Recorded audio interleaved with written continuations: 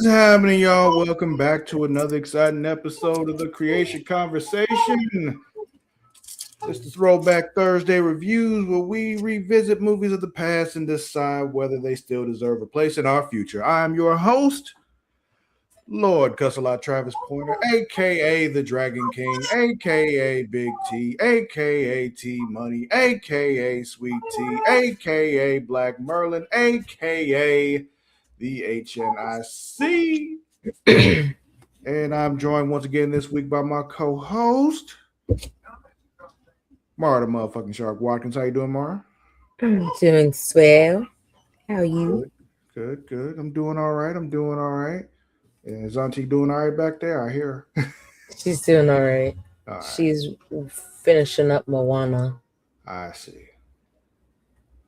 Cool. She's doing well. Well, that's good. What you been up to though? What you been watching? What you been playing? I thought you'd never ask.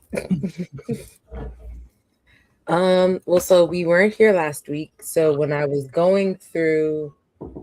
writing my list down, I said, wow, this is a really extensive list. But then I was like, it's also been a couple of weeks. So brace yourself. Watch this one show on Apple TV called Widow's Bay. Really good. Really recommend it. It's creepy and it has some humorous moments. Mm-hmm. Another Apple TV show that we finished today, Margot's Got Money Troubles, with Nick Offerman, Elle Fanning, and good Lord, what's that lady's name? I don't know, but I remember Matt saying he watched this a while. Michelle Pfeiffer. Okay. X-Men 97 is back. So we caught up on that. And I'm loving that. The first new episode of that. We haven't seen much else. Okay, you gotta catch up. I know. It's good. You know it's already hitting. I was really excited to see that it had come back because Wednesdays there's no Love Island. And so all I could think was, yay! I got something to watch on Wednesdays now. What else? I watched a movie called How to Make a Killing with Glenn Powell. That was a cute. Well, it wasn't cute, but it was funny. It was good. I watched a shit ton of documentaries, mainly on Netflix. So I watched Worst Neighbor Ever, Worst Roommate Ever, and partway in between Worst Ex Ever. As you can see, there's a overarching theme here. Mm-hmm. Yeah. I watched Deadly Influence, the social media murders. That's on HBO. Yeah. And then as for an update on our family, which was about this family that adopted a boy with special needs from, I think, China. And then it turned out he got rehomed. But they were like a social media vlogging family. So, the internet kind of lit them on fire for that because of how they went about it. There was this weather show on HBO. Well, it's actually on Discovery. Is it Discovery? Yeah, it's Discovery. But they don't. They kind of have HBO. I don't know what the state of Warner HBO Discovery is right now. But they had this show called In the Eye of the Storm that just came back for a new season. I started a new season of Love It or List It, which is like a home reno or a selling show. Mm-hmm. There's a show with the guy from Curb Your Enthusiasm, Larry David. I don't really know that show. I didn't watch it, so. Yeah, Larry David. I've heard that name. Yeah, it's he played I don't know I'm pretty sure you didn't watch it, but when Bernie Sanders was running for president, he was playing Bernie Sanders on Saturday Night Live. Oh, okay. I've seen clips. Yeah, so he has a show called Life, Larry, and the Pursuit of Unhappiness. It's pretty much like it parodies some like American history events, kind of like drunk history, but they're not drunk. They're just recreating certain events of history. That sounds less fun. It has a lot of comedians in it. I think it's funny. If you like history and comedy, I guess it works. Of course, still watching House of the Dragon. This past Sunday's episode was hard in many ways than one. Because, damn. Yeah, right. To deal with all that shit on your first day in office and be on your period too, and you're grieving, that's a lot. Yeah. This is yeah. like what the fuck you mean ain't no money? Where's the money? You look up and then like so many problems. Just so much. But she fed them rats, and that's funny as hell to me. Oh, we love a woke queen. Rick and Morty is back for season 9. I think this is. Lost track. I haven't watched Rick and Morty in so long. It's not even because I don't want to. I just haven't. No, I believe it. I get it. And then I watched a movie called Ministry of Ungentlemanly Warfare. It has what's his name? Henry Cavill. The guy who did he play? I can't remember what his name was. Oh, Alan Richardson and some other people in it, but it takes place during World War II. It's like Inglourious Basterds. That movie Playdate that was on Prime. With Kevin James. Oh, that dude. Okay. Yeah. I always try to like. It's hard. Thad. I wasn't sure. So I just didn't. He was also Hawk on Titans. Yes, he also was Aquaman in Smallville. Oh, okay. But yes, I watched that. It's kind of like Inglourious Basterds, but a little more tame. It's a little bit more based off of actual people. It's the only Quentin Tarantino movie I haven't seen, actually. You haven't watched Inglourious Basterds? Nope. It's on Peacock. Okay. And we're in the last week of Love Island. It ends in a couple of days. So I'll be talking about that less. But Project Runway came back today, so I'll be watching that later too. I see. Yeah, I haven't played a lot. You did have quite well. Yeah, you've been busy. Clearly, we've gotten through a lot of stuff in the last couple of weeks. Yeah. Not much on my end. I've had a pretty busy time the last couple of weeks. Meeting with some folks, going to see family, all that kind of shit. Fun stuff. Did watch House of the Dragon though. So mentioned that, but also while we were actually in Florida, though, we binged through the whole new season of Survival of the Thickest because that's a money show. So I need to make sure I finish season 2 of that. I was interested in starting it, but I don't remember if I finished season 2. So yeah, it was an interesting watch. Not normally what I would choose to watch, but I didn't hate it, you know. Okay. Yeah, the rest is just a bunch of random anime shit. Insert long title that specifically, describes what happens in this anime, and that's what I was watching. Still playing Metaphor Refantasio. Some crazy shit just happened there, and I'm like, oh, that's y'all. New.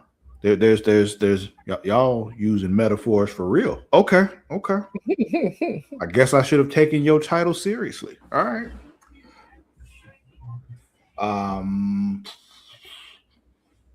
Been playing Red Dead Redemption on mobile because I can do that. So I did it. If you got Netflix, you can do it. Okay. I think I did see that. Yeah. I don't have Netflix, but somebody whose Netflix I can use has it. So I downloaded the House of the Dragon game. Was it Dragon Fair or something like Something that? like Dragonfire, I think it what it was or something. Yeah, I know what you're talking about. Did you play it at all? I started it, but it was late, so I had to go to sleep. Oh, But okay. I've been meaning to get back to it. Hmm. I don't think about it unless it's been Unless you advertised to me. while you're watching House of the Dragon. Yeah, that's when I downloaded it. Yeah, yeah, I feel you. Yeah, that's about it for me because it's been mostly just getting some stuff together. We're getting ready to start our new D&D campaign on Sunday, so Fun.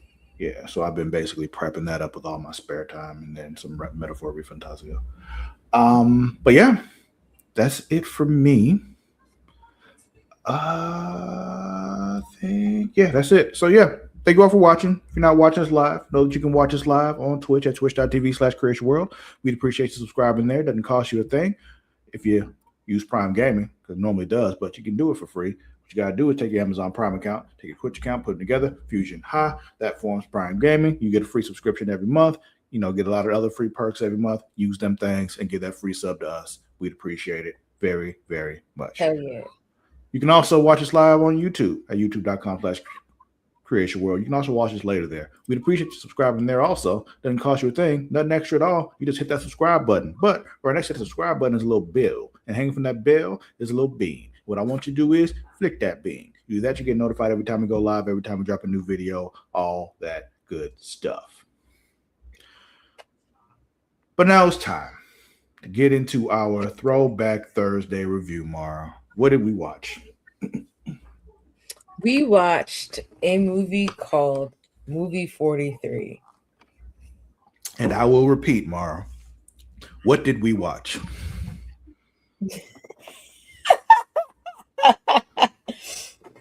We watched an American sketch comedy film. As I sat and watched this and it was over, I was like, what did I just watch? In a very different way from what did I just watch with Matt's movie. That was a very different what did I just watch. This was a who, why, huh? It was a whole lot of that happening. Oh man, I wish Matt had been here to watch this one. Yeah. This was one. I'm like, okay, so what happened here? Somebody had a bunch of ideas for stories, and none of them were enough for a full movie. So they said, we just gonna do them all right here with a bunch of different people. And they're like, we're gonna get a bunch of different actors to do this kind of stuff. So we can advertise all these people, and we only have to bring them in for a day, and that'll be it. And boom, there we go. Essentially. I think most of these, they only needed them for a couple of days. So yeah. But before we get into overall thoughts, I'll get you some trivia or some facts about the movie. So this project really kind of almost took about 10 years to make, because I guess they trying to get casting and trying to get a production company to kind of pick it up took some time. It was released on January 25th, 2013, after originally being slated for April 13th, 2012. It was a modest commercial success, seeing as how it has $6 million budget. It made $32.4 million, but it was considered one of the worst films of all time. It received 3 awards at the Golden Raspberry Awards, including Worst Picture. I get it. In one, some of the facts I'll state during the segment that we're talking about, just so that I don't have to like indicate who that is. But so George Clooney was also touched on to be a part of this, and he turned down a cameo as himself in a segment where he would be shown to be bad at picking up women. His response reportedly was, "No fucking way." Trey Parker and Matt Stone were initially set to direct the segment, but they dropped out for disliking the script. And you know how crazy a script has to be for the South Park Trey niggas to be Parker. like, nah. No, we're not doing that. Even though it took over 10 years to get into production, it took about 4 years to film.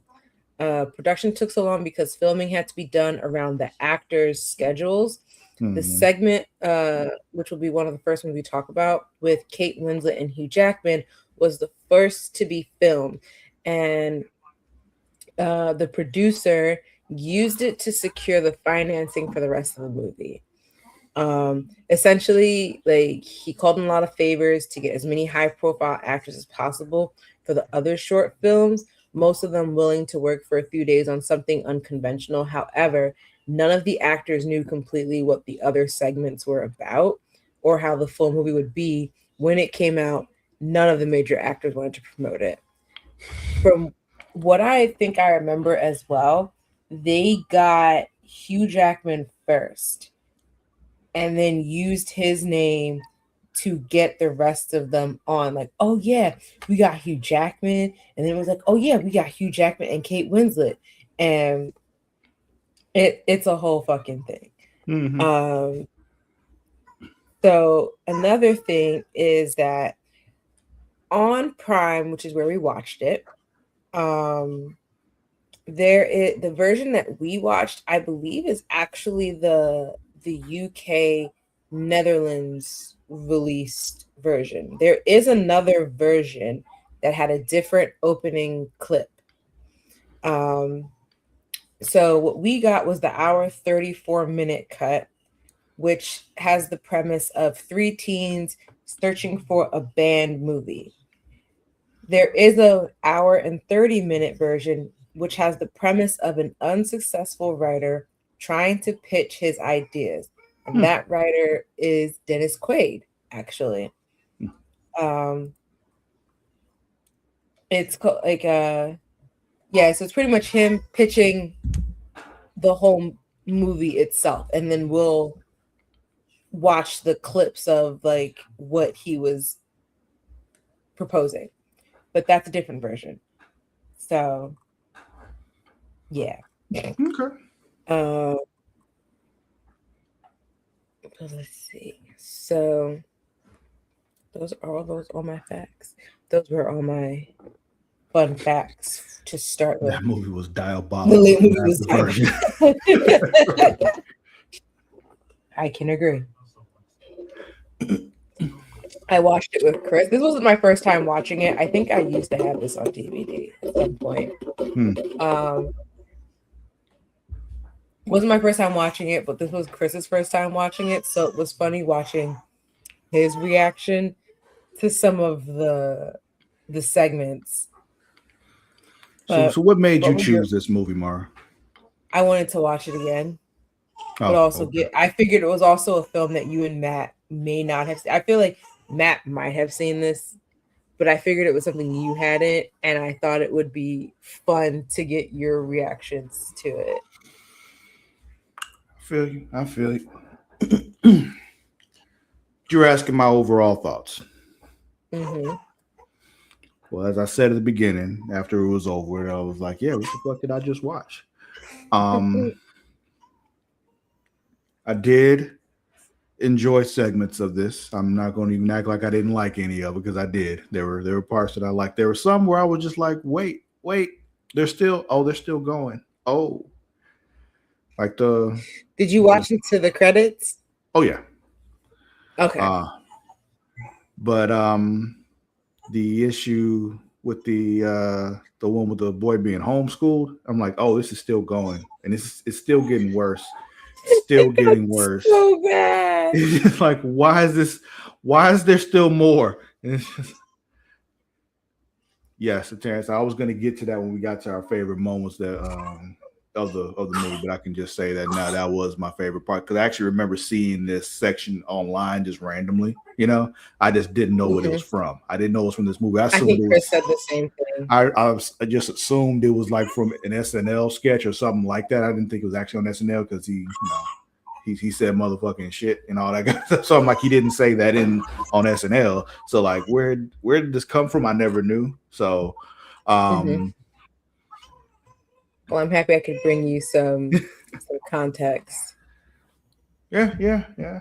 I think, as weird as it was, I think Homeschooled was my favorite segment, just because it's just funny, because at the end of it, when the neighbors actually end up meeting him and they think he turned out fine, he's normal, and then he brings his date out, and then it's like, no, he's not okay. See, the problem with that segment, they also did the thing that we know they're not supposed to do. We learned this. There is a line. The line moved, but there was a line, because before there was a certain line, and then we kind of like, okay, maybe here. Nope, not there. The wrong kind of incest. Once again, like, because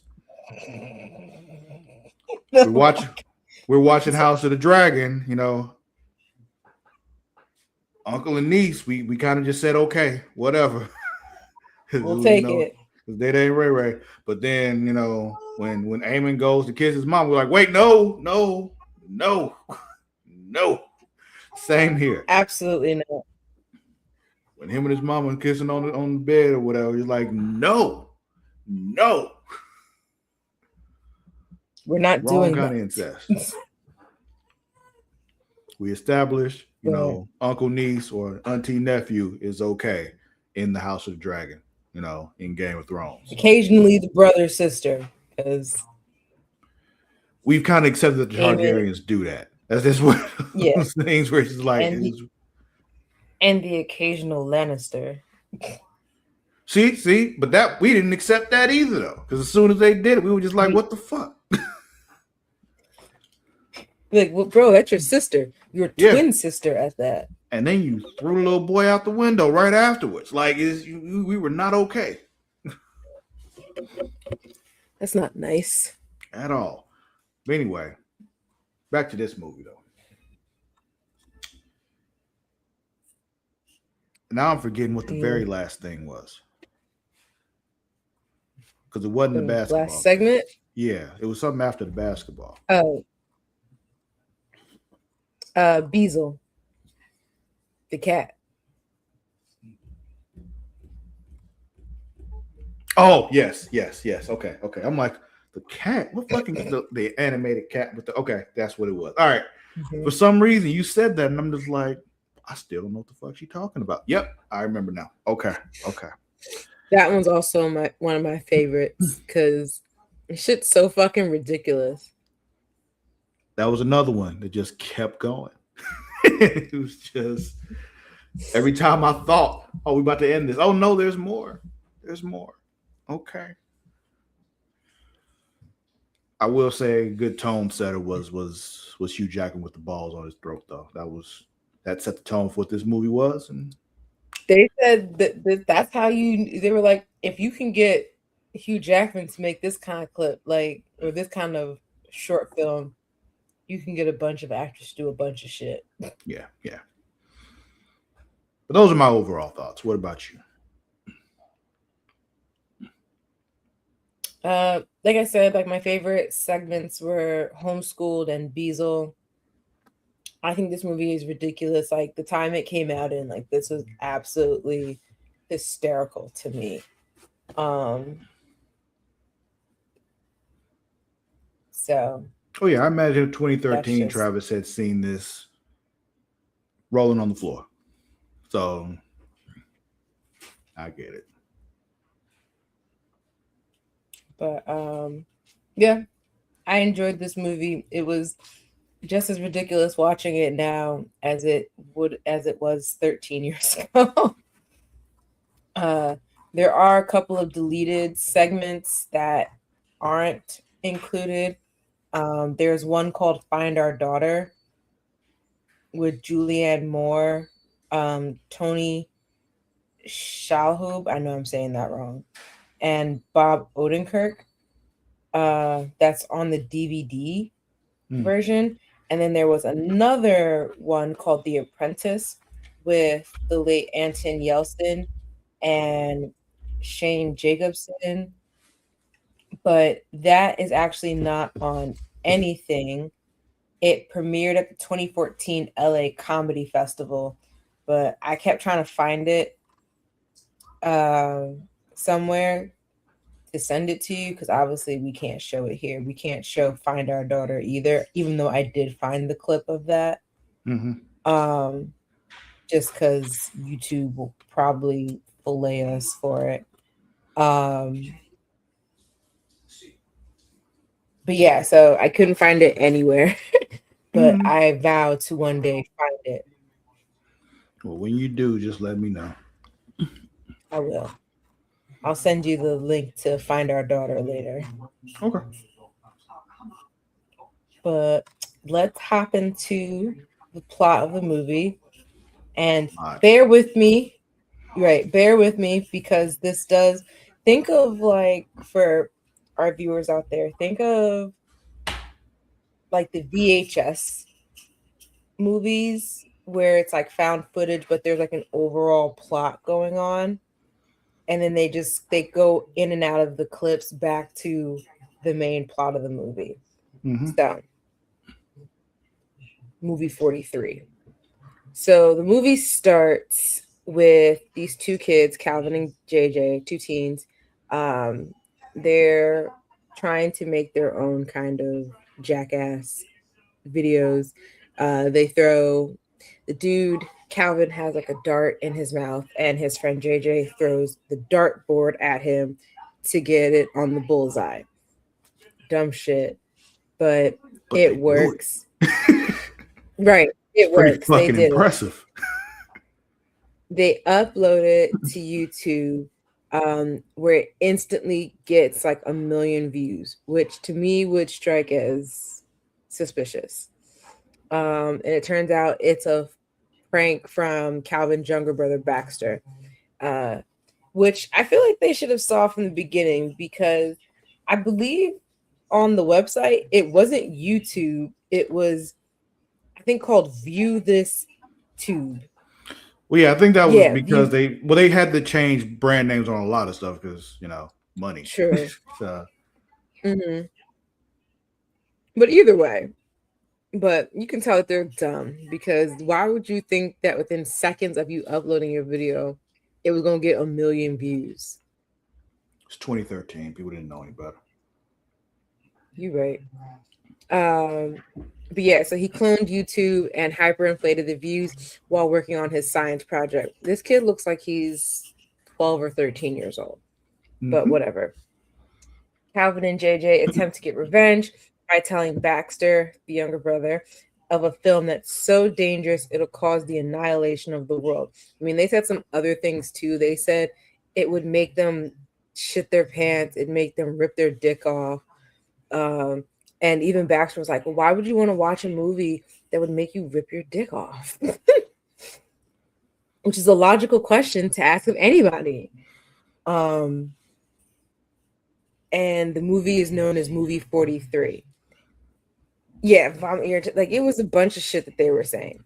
So while JJ and Baxter look for movie 43 on a random search engine, Calvin takes Baxter's laptop and loads it with viruses from porn sites in a bathroom. Baxter finds hundreds of results for movie 43 on a website referred to by him as the dark corner of the internet, and they find the sketches starting from the 43rd search on the list of results. So the first we get is called The Catch. This was produced and directed by Peter Farrelly, written by Bill O'Malley, Rocky Russo, and Jeremy Sasenko. These are also directed by different people. It stars Hugh Jackman, Kate Winslet, Roy Jenkins, Rocky Russo, who aren't really anybody. So it's about a single businesswoman, Beth, who's on a blind date with Davis, who's played by Hugh Jackman. Beth is played by Kate Winslet, the city's most eligible bachelor. When they arrive together at a restaurant, Beth is shocked when he removes his scarf, revealing a pair of testicles dangling from his neck. Over dinner, it confuses her that he fails to acknowledge his anatomical abnormality, and nobody else seems to be Say surprised by it. Like, nobody acknowledges it at all. like she's sitting at the table doing like rubbing her neck to the waiter. Like, do you see that? Um, like he eats soup or gazpacho, I'm not sure what it was, and it drips on his balls. And she's like, "You got a little something there," and he's just rubbing them. A hair falls off into his soup, and she's just like, "Oh my god." There's a part where he has to bend over to pick up something, and his balls dip into, I think, butter. It's a whole thing. When two friends of Davis comes by, one of them convinces him to take a picture with Beth, and then eventually to give Beth a kiss. Davis agrees, but when he kisses her on the forehead, his neck testicles are dangling near Beth's mouth, causing her to scream and break off the kiss. And that was the end of the segment. Maybe it was a Balls. subtle thing. He wanted her to lick the butt off his balls, you know. Perhaps. uh, as Baxter and JJ keep watching videos, they are interrupted by Brankovich and a group of Chinese mobsters wanting to find movie 43, going so far as to take JJ's classmate Stevie Schrader, who is the film executive Griffin Schrader's oldest son, hostage. They're warned that if they find movie 43, civilization will be destroyed. They ignore his claims and keep searching. And so we'll go to the next segment, which is called Homeschool. It's directed by Will Graham, who has done projects like Mozart in the Jungle, or he's the showrunner of Mozart in the Jungle. And he was one of the founders of Onion News Network. So we have Jeremy Allen White as Kevin Miller, the son, Liev Schreiber as Robert Miller, the father, Naomi Watts as Samantha Miller, the mother, Alex Kramer as Sean, and Julie Ann Emery as Claire. Sean and Claire are the neighbors. Recently moved in, Sean and Claire have coffee with their new neighbors, Robert and Samantha, who have a teenage son, Kevin, who they homeschool. They begin inquiring about the homeschooling, and Robert and Samantha describe how they've replicated a full, and I mean full, high school experience, going as far as hazing, bullying, ostracizing, and giving out detention. Dad has duct taped him to a pole naked with shit on his chest. I don't remember what it said. But it said something. Yeah. And he's like holding a camera up to him, and I forget what he told him what he was asking him, but essentially Kevin's screaming, "I suck dicks, I suck dicks, I suck dick, I suck dicks, so many dicks." To make they even had a party that they excluded him from, like a house party with At his other own high school house. students at their own home that they excluded him from because some girl was there that apparently he had asked out at some point. To make the experience as awkward as possible, like real high school, they threw parties that excluded Kevin. Samantha instigated Kevin's first kiss, like sitting in his room next to him, leaned over, kissed him on the cheek, and then eventually moved to his mouth. And you could just see it in his face. Like, that kid is dead inside. Completely. It's another and one where you see somebody Robert, like, his oh, that's father. old boy from the Bear. Okay. Or Shameless, if you were a Showtime watcher. And Robert, his father, revealed romantic feelings for Kevin. Visibly disturbed, the neighbors end up meeting Kevin, who says he's going out and gives them the impression that all is fine until he reveals a doll made up of a mop with Samantha's face on it, his mom, referring to the doll as his girlfriend. Like, I wish you guys, the viewers, could have seen the look on the neighbors' faces because they seemed almost surprised, like, oh, okay, he's fine. Then they saw the mop and they're like, oh, we gotta get the fuck out of here. And he voices the mop and he goes, I'm a pretty girl. I'm such a pretty girl. That's why he That became was a the chef. end. Right. That's exactly why he became a chef. That segment alone would have rightly started a villain arc for him. The next segment was The Proposition. Easily kind of one of the grossest ones. This is directed by Steve Carr, and it stars Anna Faris, Chris Pratt, J.B. Smooth, and Gerard Paul. Yeah, this is back when Anna Faris and Chris... Parks and Rec, Chris Pratt. Yeah, because this was before he signed on Star-Lord. to Mm-hmm. Yeah. And this is also when him and Anna Faris were still together. Julie and Doug had been in a relationship for a year. When he attempts to propose, she reveals that she also has a proposition, and reveals that she is, and I'm probably going to pronounce this wrong, so I'm going to say it slowly, a coprophiliac, which means she likes scat play. Or her question was literally, will you poop on me? Asking him to defecate on her in the bedroom. Urged by his best friend Larry, played by J.B. Smooth, who told him, pooping is a gift you give to your soulmate. Not shit. Poop. And he's urged by his best... Yes, you don't shit on your lover. You poop on your soulmate. They told him to go along with it. Even gave him a bottle of laxative. It was called Turbo Lax, and pretty much poop Viagra. Go along with it. He eats a large meal and drinks a bottle of laxative prior to the event. Wanting some foreplay, Julie gets angered when Doug wants to just hurry through this and finish. And she ends up running out of the house into the street. And so he chases after her, also carrying the ring that he was going to propose to her with, which kind of seemed like a really awkward thing to do, because, bro, you are about to leak butt sewage all over the place, and you want this ring?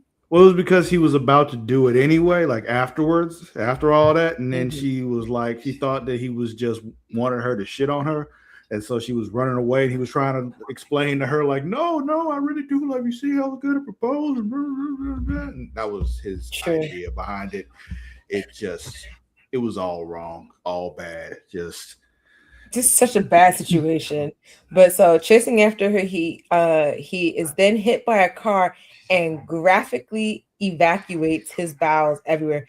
The way you saw the car's windshield go brown, you would have thought he just exploded into shit. Yeah. So he's on the ground. There's poop everywhere. She cradles him and apologizes. Covered and surrounded by his poop in the street, she exclaims that it's the most beautiful thing she has ever seen. He proposes. She accepts. And she definitely was like, was this all for me? Yes, all for you. Like, my guy was shoving burritos in his mouth while he was in the bathroom before he drank that whole bottle of Turbo Lax. Insane. This video is not sponsored by Miralax, even though now I feel like it should have been. But that was the end of that segment. We get another segment called Veronica, directed by Griffin Dunn, written by Matthew Alec Portnoy. This stars Kieran Culkin, Emma Stone, and some other people that we're not going to go into. Neil, played by Kieran Culkin, is working the night shift at a local grocery store.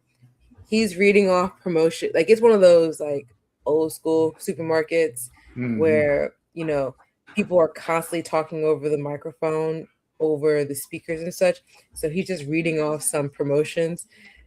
Lotion for your beeve was one that stood out for me, and to be frank, it stood out because you should not be putting lotion in that area at all. um when his ex-girlfriend Veronica, played by Emma Stone, comes through his line and they begin arguing. She comes with like a crate of his stuff, I'm assuming, and just a bunch of weird banter between the two of them. Soon it turns into a sexual discussion and flirtation as they lament over their relationship. The crazy thing Just about talk. that too is like as you watch it, even if I were to watch it again, I'm still not quite sure where it turns sexual. I feel like the only part I could think of was when he said, "I wanted to be in you," or "I want to be in you," or something like that, as he put his finger in her mouth. See, I believe it started I think before that though, but I'm not. It's just I'm that's sure when it it was did. clear. That's when it was clearly sexual. But I'm like, when did they turn this sexual? Because it's still just like it's so blurred as to where it actually happened, and I'm just like, was it sexual the whole time? I don't know. I'm gonna play the clip because I found it. Okay. Just because at some point there was a part that they were talking about that I totally forgot what they were referring to, but it was like the chicken and the egg argument, Mhm. apparently.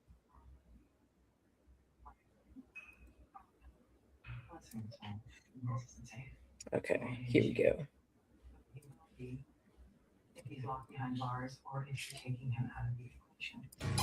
Attention P-Town shoppers. Be sure to check our insert in Sassy Labs magazine for killer deals on the Dr. Cole family of products. We're now offering a buy one, get one senior prom special on lambskin condoms and boxed wine.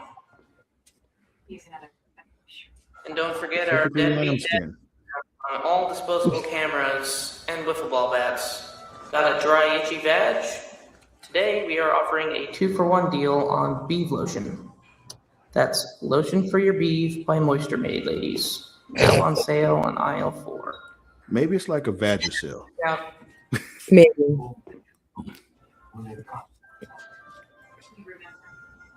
Neil, Veronica, Neil, you look pale. you look pregnant. You look like you slept in a soup kitchen urinal. You look like you bathed in a dumpster behind the abortion clinic. This is the You look like you foreplay. got cancer. That's what I'm saying. You gotta look at the way they're talking to each other. Yeah, Dorothy. this whole thing Blanche. is sexual to them. You son of a bitch! Take it back! Take it back! I want to taste you. I want to lick you till you weep.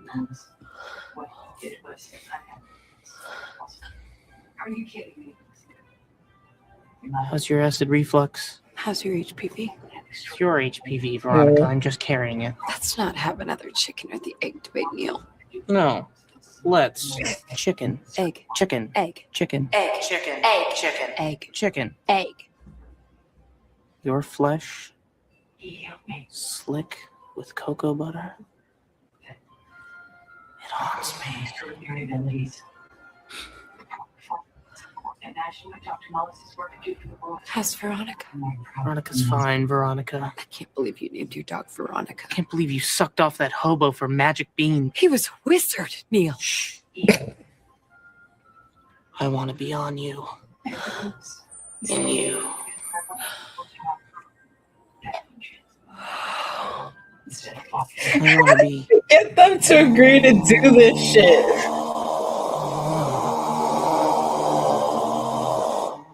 All over your chin. The single tear. The single tear. It's criminal. The fact that she was able to call that down. In your butthole. You know the answer is yes.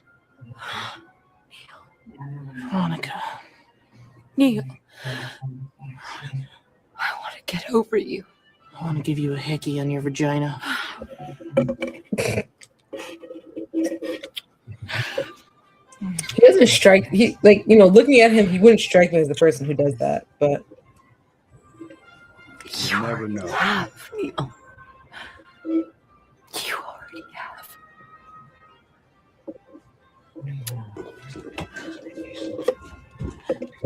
I'll see you in church. Not if I see you. I see you in church is crazy. Remember what we said? That weird hotel where all the rooms have love themes. The theme is prostitution. There's a couple of Yeah. You love that. I'm no Romeo, folks, but I know what love is. It's an over-the-chinos rub and tug during your first AA meeting. Yeah. And if I was in your shoes, I would climb Dick Mountain mouth first just to get her back. Are we going to Mouth let first. that foxy little thing run Mouth willy-nilly out of this boy's life? Are we going to help this youngster take that sweet ass to Pound Town? When's your shift up? 5 a.m. I'll take it till 3. I got 3 to 5. Imagine people just clocking in for you so you can go get some ass. Go get it, son.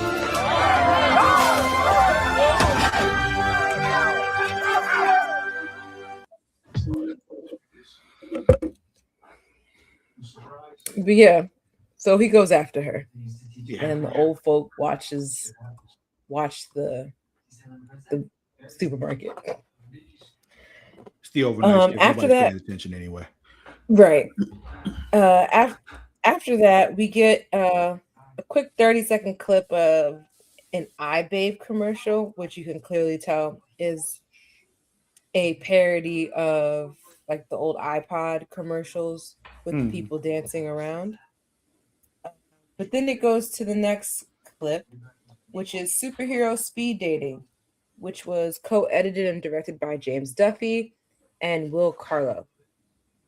It stars Justin Long as Robin, Jason Sudeikis as Bruce Wayne Batman, Uma Thurman as Lois Lane, Bobby Cannavale as Clark Kent Superman, Kristen Bell as Supergirl, John Hodgman as the Penguin, Leslie Bibb as, Wonder Woman, and that's it. So Robin is doing speed dating, but Batman's also there. So, but because they're also trying to find, well, Batman's trying to, find a bomb that's been threatened, while Robin is attempting to connect with various women through the speed dating. It includes some girl named Stacy. He gets paired up with Lois Lane at some point. And at that point, Batman comes over and he goes, "Lois, what's up?"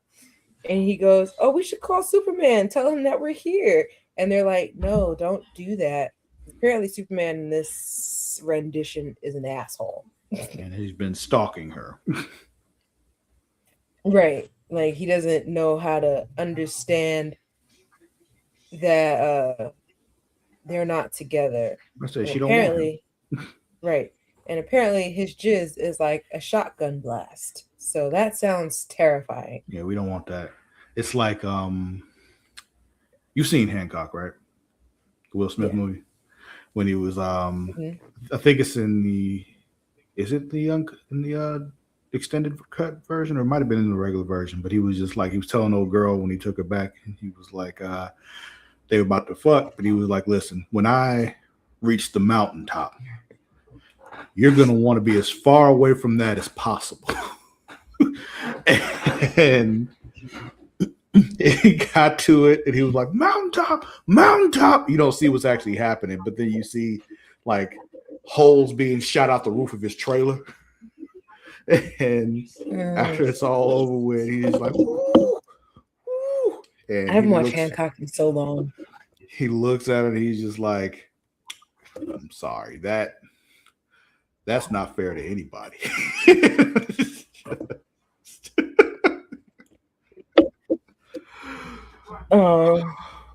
But yeah, so Then Batman encounters Wonder Woman, who is his ex, because in some of the universes, it shows that sometimes Wonder Woman's going with Superman, sometimes she's with Batman.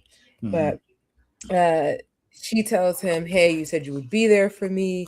I had to go to Planned Parenthood by myself. And it was like, oh my gosh. So then they attempt to stop Penguin from, Supergirl was also there. And Batman was a complete creep to her because apparently she has a very big bush.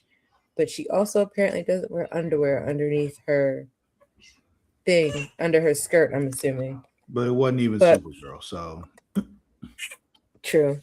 So then he attempts to stop Penguin from blowing up Supergirl with a bomb because that randomly starts. And then it turns out that Supergirl is actually the Riddler in disguise.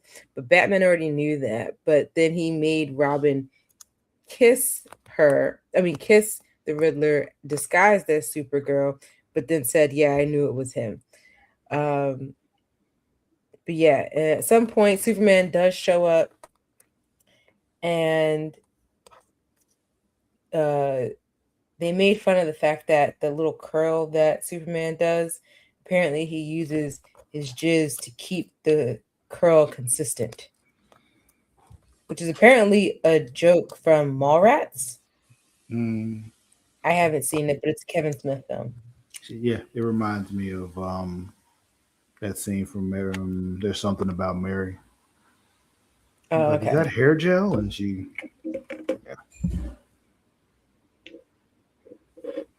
Then we get another ad-ish segment called Machine Kids.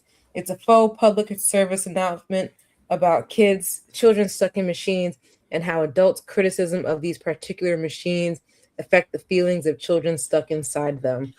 Like we see printers, vending machines, ATMs, typical things that you see adults usually screaming at. Mm-hmm. And then it goes, the commercial was paid for by the Society for the Prevention of Cruelty to Children Inside Machines. After that commercial or public PSA, it goes back to the main storyline of the three teens looking for the movie. And I think that's when they came across what was that guy's name? I have to remember that. It was the European dude, Vrankovic, who's played by Fisher Stevens, where he tells him, civilization will be destroyed if they find the movie. It then goes back to,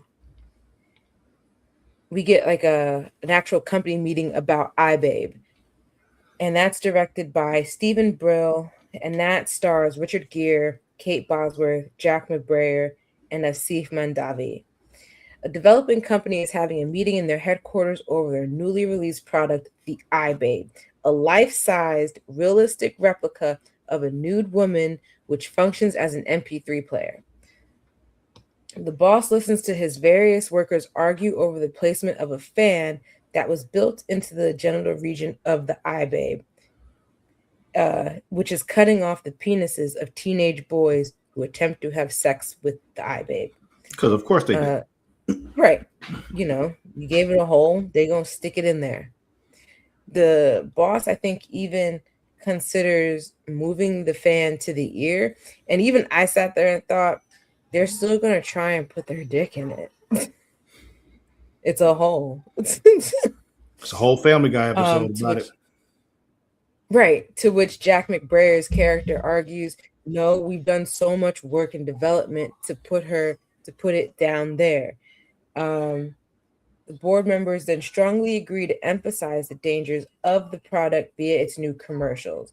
So they redo the commercial, and you see the iBabe, she has like a sign around her crotch area, and it says no, and it has barbed wire, and at the end it says, do not fuck it. They also bring out a special edition version, which was A black woman. a black woman, and they were like, "Oh, we love that we can bring some color to the New users." color. Yeah. So now we are at some segment called Middle School Date, which was directed by Elizabeth Banks, and it stars Christopher Mintz-Plasse, Chloe Grace Moretz, or Hit Girl from no, not Hit Girl. Is it Hit Girl? What the fuck was her name in that movie? Which Kick-Ass. Yeah, Hit Girl and Kick-Ass. I saw that one. I don't really remember much about it. And then Jimmy Bennett as Nathan. And who is he? He was in Evan Almighty. That's what we saw him in recently. Patrick Warburton and Matt Walsh. Nathan and Amanda, played by Chloe and Jimmy, are watching television after school at his house as their first middle school date. When they begin to kiss, his older brother Mikey, played by Christopher Mintz-Plasse, enters the living room and makes fun of them. Amanda then discovers that she's menstruating for the first time and tries to hide it. When Nathan sees blood on her pants, he panics and believes her to be bleeding to death, which just shows that little boys, I don't want to say are dumb, we just don't teach them enough about No, you can say that. body. You can say that. Little boys are dumb.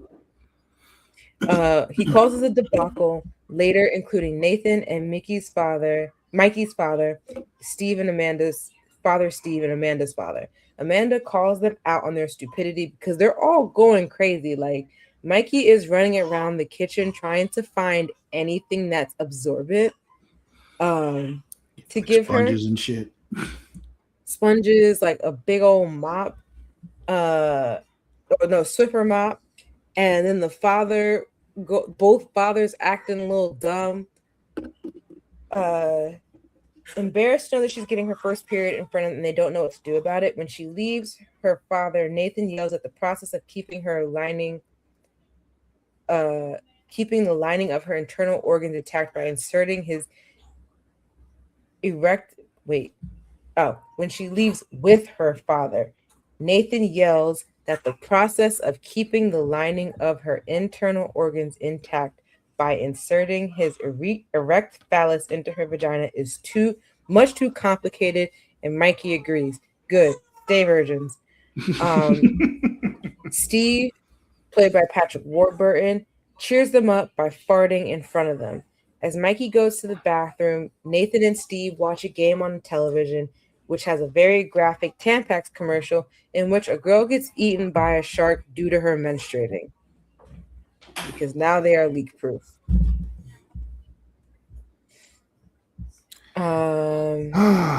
Boy. The next segment was called Happy Birthday. It was directed by Brett Ratner. And it stars Gerard Butler as Leprechaun 1 and 2, Johnny Knoxville as Pete, Sean William Scott as Brian, and S.D. Ginsburg as a fairy. Pete captures a leprechaun for his roommate Brian as a birthday present, but he's also trying to make up for the fact that Pete, Johnny Knoxville character, slept with Brian's girlfriend, and then his girlfriend broke up with him for doing so Brian couldn't fuck his girlfriend back. Tying the leprechaun up in the basement, they demand that he gives them a pot of gold. The obscene leprechaun threatens that his brother is coming to save him. When he arrives, Brian and Pete are shot at, but ultimately kill both leprechauns. At the end of the segment, Pete reveals he has also caught a fairy who performs fellatio for gold coins. Crazy. It was pretty fast, but they got through it. They did. This was, back before we knew about Brett Ratner. Right. Colin Farrell was originally cast as a leprechaun for that segment, but I guess something happened where he stepped down. The next segment's called Truth or Dare, starring Halle Berry as Emily, Stephen Marchant as Donald, and Snooki is in this. Donald and Emily are on a date together at a Mexican restaurant. Tired of typical first dates, Emily challenges Donald to a game of Truth or Dare. She dares him to grab a man's buttocks. and he follows by daring her to blow out the birthday candles on a blind boy's cake. The game rapidly... Listen. When he said that, I'm like, that's fucked up, but that's funny as hell. Like, it's just because he doesn't know. Exactly. Everyone was so quiet when she did it. Exactly, because everybody around him like, do we say what happened? Because if we just don't say what happened, he won't know, and he'll be okay. But we'll all know. And it's a whole. It's just there's layers to it, and he's just like, oh my god.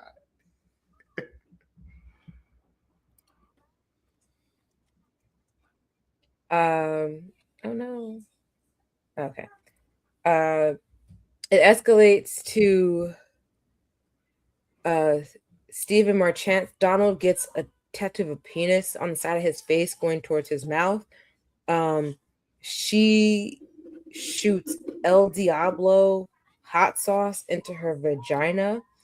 And then she gets plastic surgery on her face and then apparently also her boobs, and he gets plastic surgery to make him look more Asian. But the game rapidly escalates to extremes in which both of them continue to humiliate themselves. When Donald and Emily arrive back at Emily's apartment, they praise their date. Donald tries to kiss her, but she rejects him, claiming she's not attracted to Asian men. However, she calls him back, admitting she was joking, and invites him to have sex with her as she flaunts her newly enlarged breasts. This was a completely different view up for Halle Berry for me. That shit was crazy. Oh, she had to make guacamole with her tits. Yeah. So I was like, there was something else she had to do. That had to have been. I'm not sure. Well, I was still in the restaurant, so she hadn't got them augmented yet. But even when we watched, I'm like, that's not her titty. Yeah, I was like, those aren't her boobies. Those look way too rubbery. Oh, and he had also to listen. Way bigger than hers, but yeah, he had to listen to Snooki read Moby Dick to him, which I imagine listening to her talk for a book of that length and caliber is probably annoying as fuck.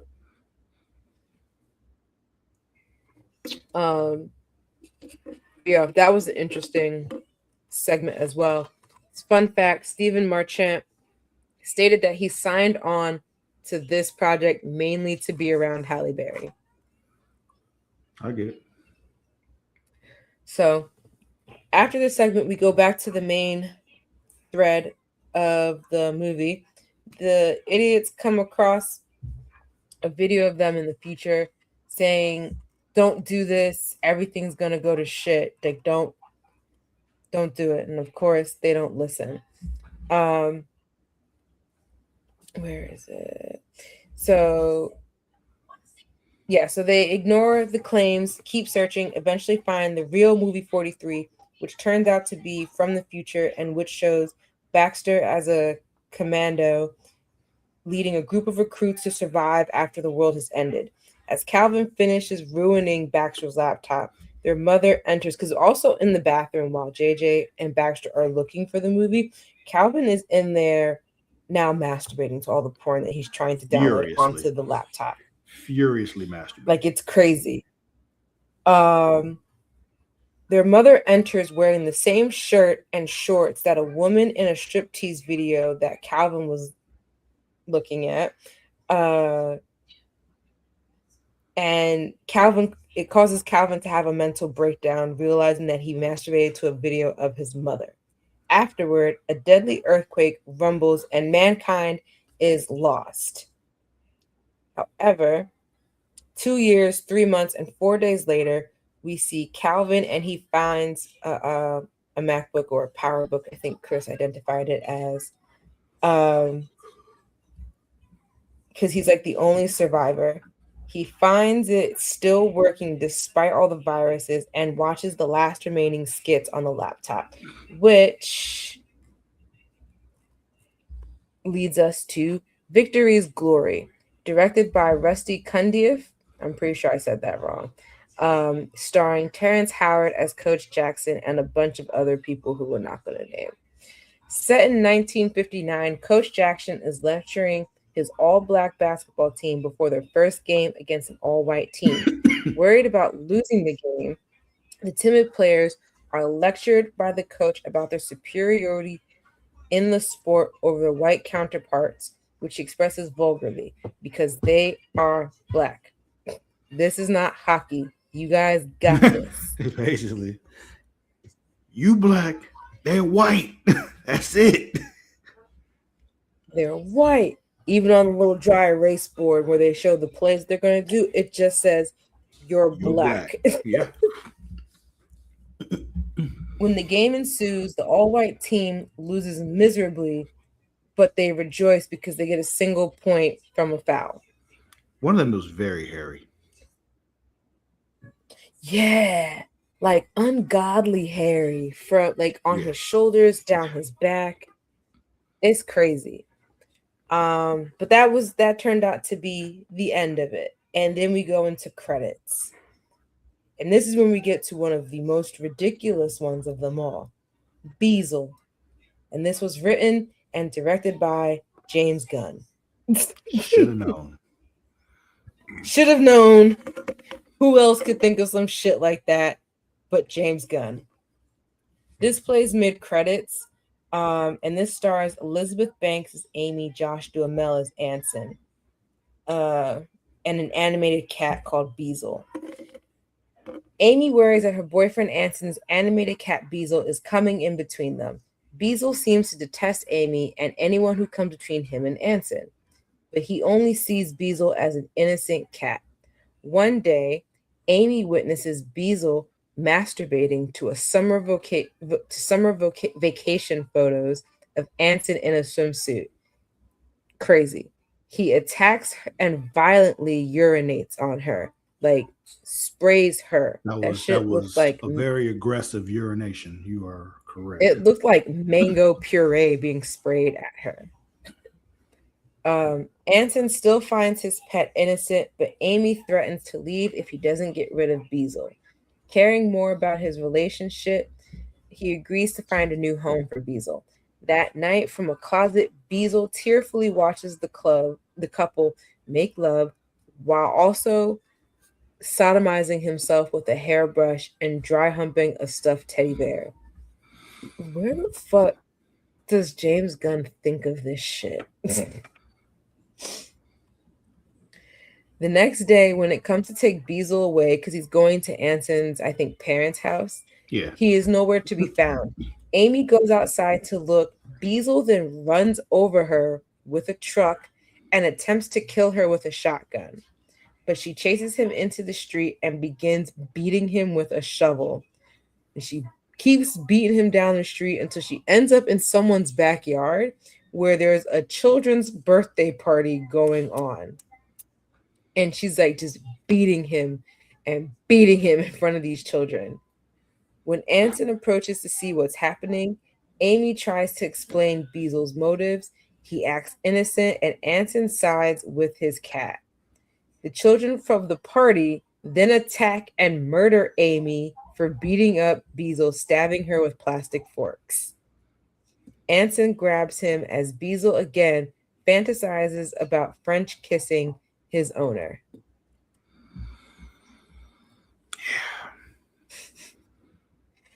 There's like a song that's playing at the end of it that I think was also made by James Gunn. Ridiculous. I think it was originally called like That Gay Ass Cat or some shit, but ridiculousness. But that was the end of the movie from there. There's just, like I said earlier, there's the 2 deleted segments that one can be found on YouTube and the other one is hidden somewhere on the internet. Yeah. That was movie 43. Yeah, it was. That was that movie. That was. I feel like I'm not allowed to choose a movie anymore. I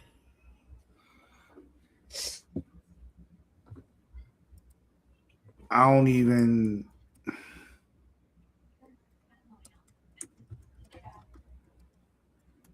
know how to respond. It's more of just this happened. This happened. I feel like Matt should still watch it and then just tell us his thoughts later. Tell us his thoughts next week. Yeah. Yeah. How many dragons would you give it? If I'm being honest, I'd give it 3. I would give it 3 if I'm being honest, because it was.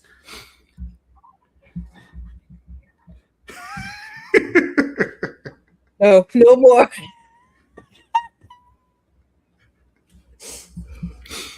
No more, Amani. You sure?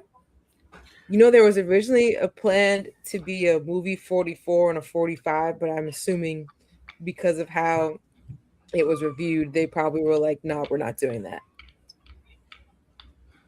I said they made 3 times their budget, so they made, it was profitable. So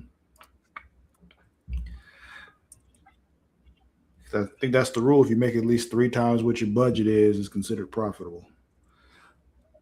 Yeah, it did good. Just there's no point to it. I mean, is there really a point to any of this, Mara? No.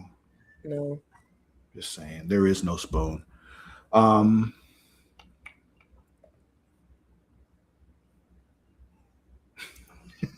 Neckicles is crazy. Oh man. So yeah, I'd give it 3. What would you give it? I would give it 3 to 3.5. Okay.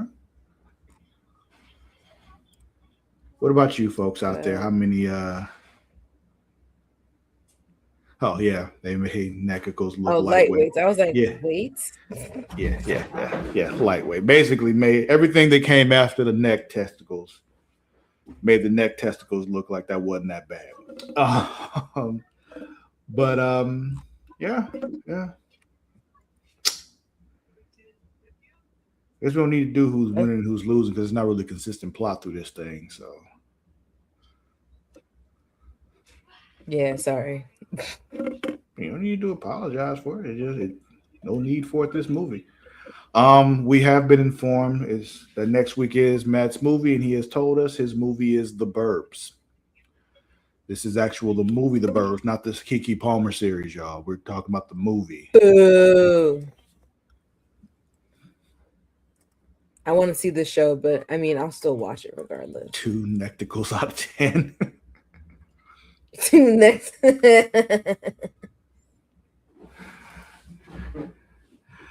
Oh man, but yeah, so I would suggest you watch the show though. I would. The show's pretty good.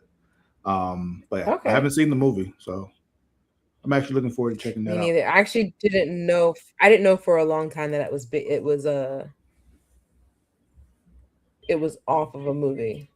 Yeah, I found out because when I was getting ready to watch the show, I went to turn it on too early and went to find out like, oh, it's not out yet. There's this movie though, and that was when I saw it. I'm like, oh, there's a movie of it. Okay, but yeah. So we're watching the 1989 version of The Burbs. I would guess so. It's the only movie I know of. So unless there's some other one. Where is that? Nothing. Oh, it's not on anything? Oh, it might be on Tubi, but it has a Canada flag on it, so maybe not in this region. You don't have a VPN?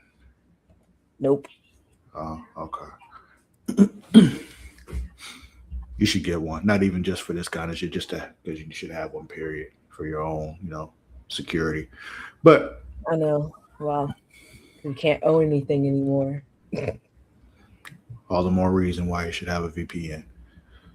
So when they move shit to somewhere else, you can still watch it.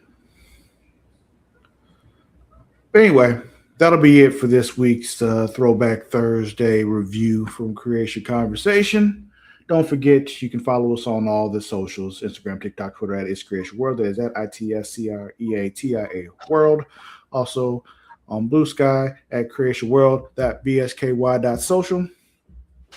Also, we appreciate you going over to Facebook at facebook.com/Creatia World. And while you're there, follow our Facebook groups. One of them being facebook.com/group/Them Dragons. If you're a fan of Game of Thrones, House of the Dragon, Night of the Seven Kingdoms, all that good shit. Hop on in there, talk about it with us. We love to have those convos with you. If you're a wrestling fan, you're going to want to go to facebook.com/group/Mac and Raw. Talk wrestling with cool people who are not all toxic and shit like most of the IWC.